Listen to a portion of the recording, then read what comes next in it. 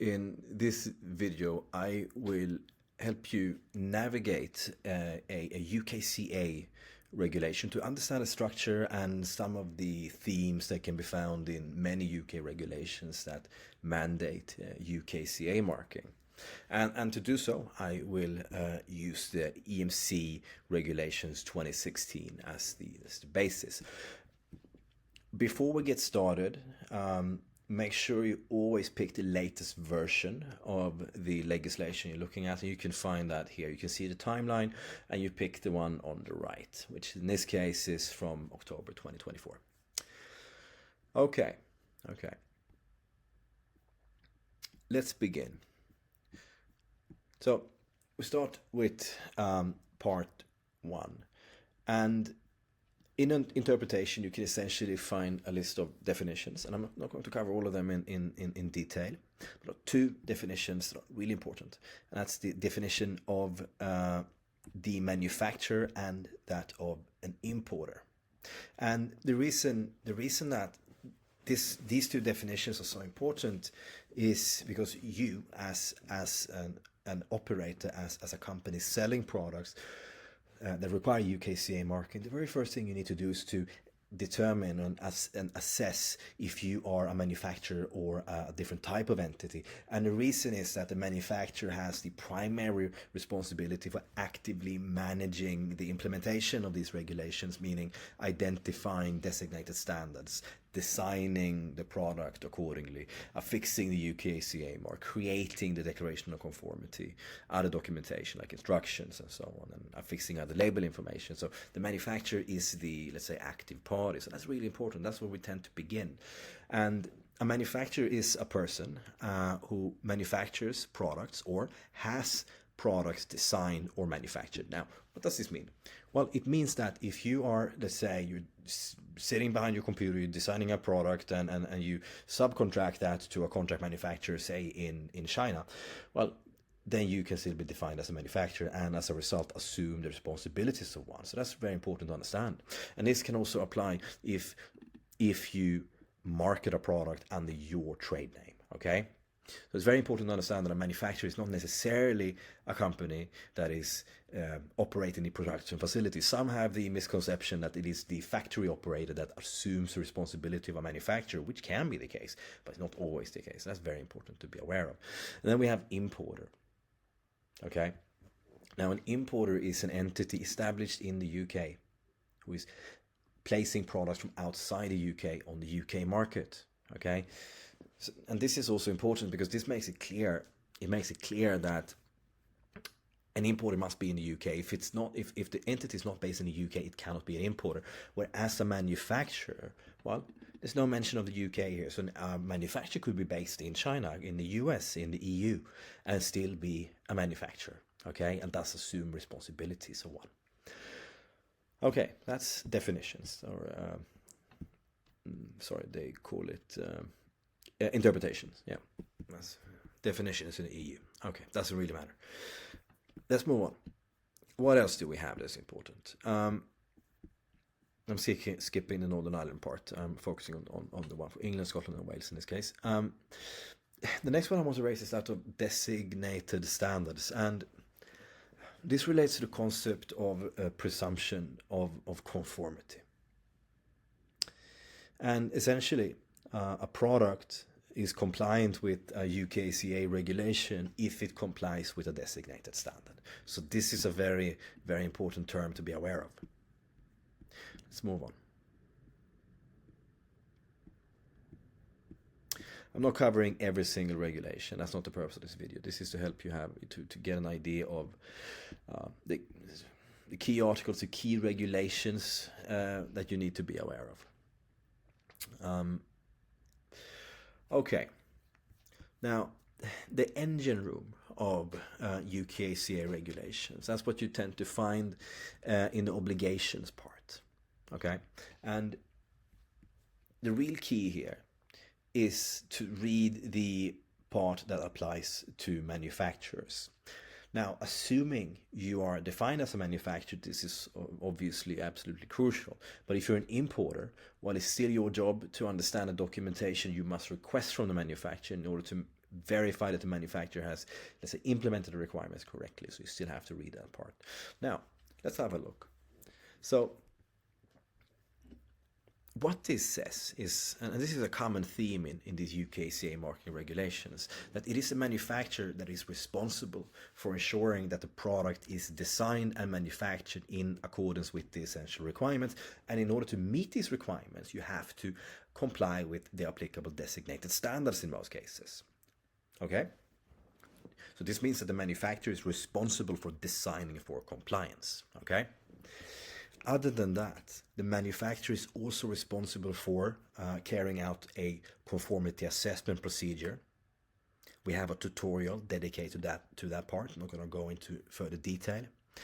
The manufacturer is also responsible for creating technical documentation and maintain that technical documentation for a long time. The manufacturer must also draw up a declaration of conformity and affix the UK marking, also known as a UKCA marking.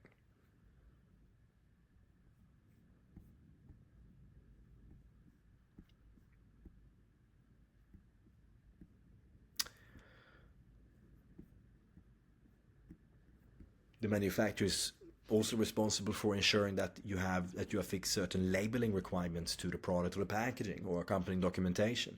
Something that you will see in many of these regulations is that you have to affix a type, batch, or serial number. In practice, this very often means that you need to provide a model number that can remain static for the product in question, but a batch number that is continuously updated and thus making it possible to trace a certain product to a specific production run.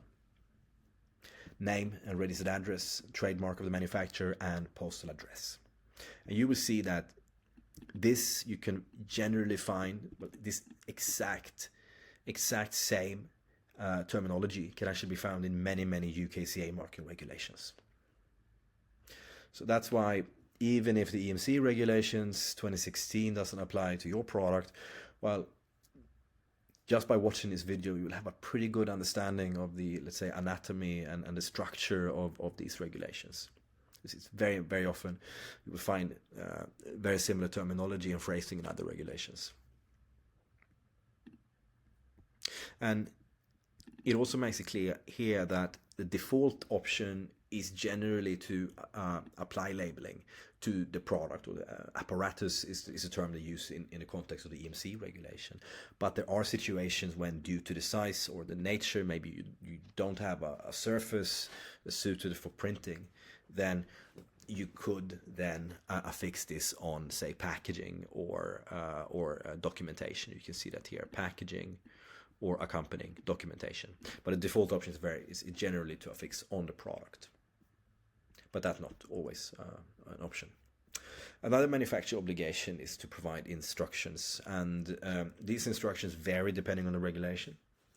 Sometimes they're quite vague. You will not always find a clear list of the exact items that must be included, exact topics, exact information must be provided in a user manual or an instructions booklet, but it is an obligation generally that you have to provide information, and you can find that in the obligations of manufacturers section.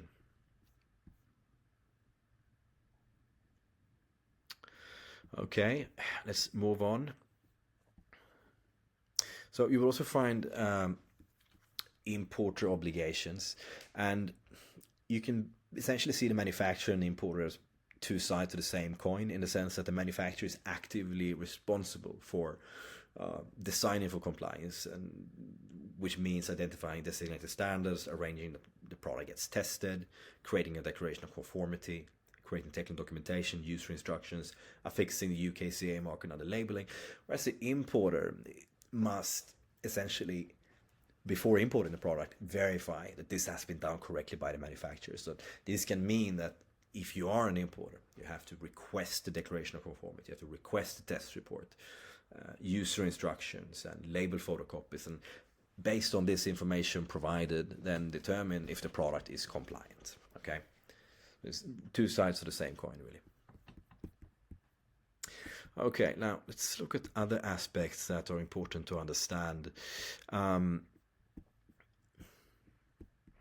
going to scroll down to the section, because much of this relates specifically to the EMC regulation. Um, so I'm going to do like this. I'm actually going to take you to the table of contents. That's a good feature of the UK legislation database. It makes it a bit easier to navigate. So you can actually switch between content and table of contents. And I briefed you on obligations of economic operators, on the different definitions, designated standards. And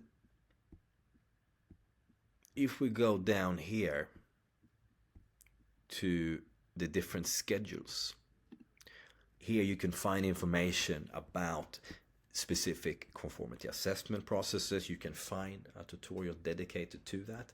Essentially, conformity assessment procedure explains if you can sort of self-manage a process or if you need to involve an approved body, for example. There's more information about that in a separate tutorial. You can also find a declaration of conformity templates. That's very often in the schedule section. You can may also be able to find the item list for technical documentation. So that's also something you find in the schedule section. So give an idea. This is information you need to have in the declaration of conformity, again in the schedule section. Okay, so just to repeat this, the key parts of many of these UKCA regulations can be found in the interpretation section, and that's where you find the definition of an import and manufacturer. It tends to be the same for these different regulations, but it's very important that you always start the process by assessing if you're defined as a manufacturer, an importer, or something else, because that will in turn help you decide if you need to comply with this part or with this part, or maybe something else. And this in turn, as I said, these obligations can in many ways be seen as the, let's say, the beating heart of the regulation, or the engine room telling you these are the steps that actually has to be carried out. This is what you must do in order to comply. That is very much summarized here. Then you also find more specific provisions below these obligations that in this case relate very much to EMC requirements. So I'm not going to go into details. And when it comes to certain documentation templates and so on, the specific conformity assessment procedures, you can find that in the schedule section.